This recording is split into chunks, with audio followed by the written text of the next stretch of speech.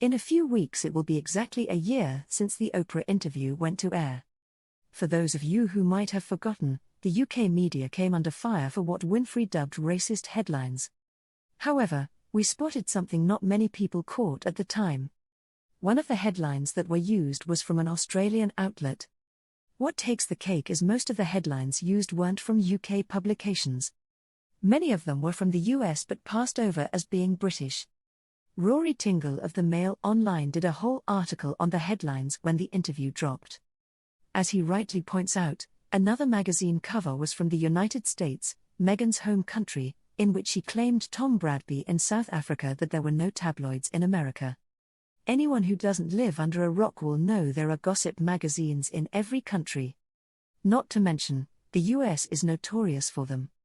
Lately, we found a tweet from Evans Einstein regarding an old article from around the time Harry and Meghan were dating. The article was posted by the Daily Mail, regarding Meghan and her mother Doria being almost out of Compton. What people missed is, what was written in the byline of the article. The article was written by two American journalists. Furthermore, the byline says one was writing from Los Angeles and the other from Long Island, New York. One or both of these journalists are people of color, so why would two Americans be writing a slanted article on a biracial woman and her black mother when they're people of color themselves? Unclear. In conclusion, the origin of the newspaper takes precedence over the facts, hence why the UK Daily Mail was blamed and not the US edition.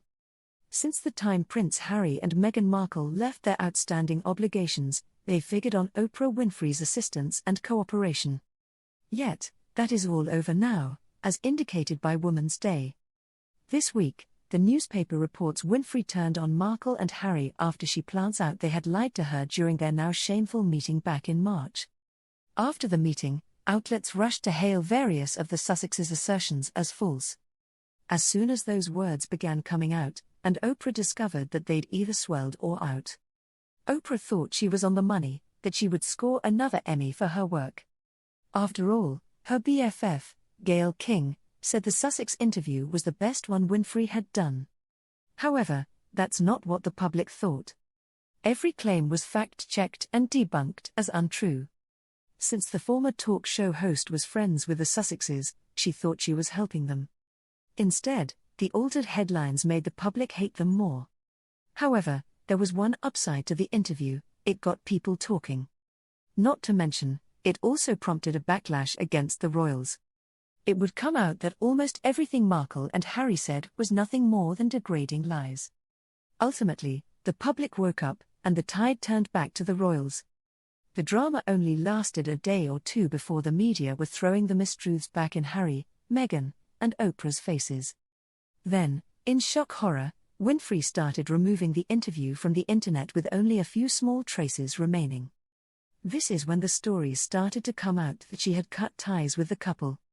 A video later came out on Twitter of Oprah saying no one should be questioning Harry and Meghan's truth.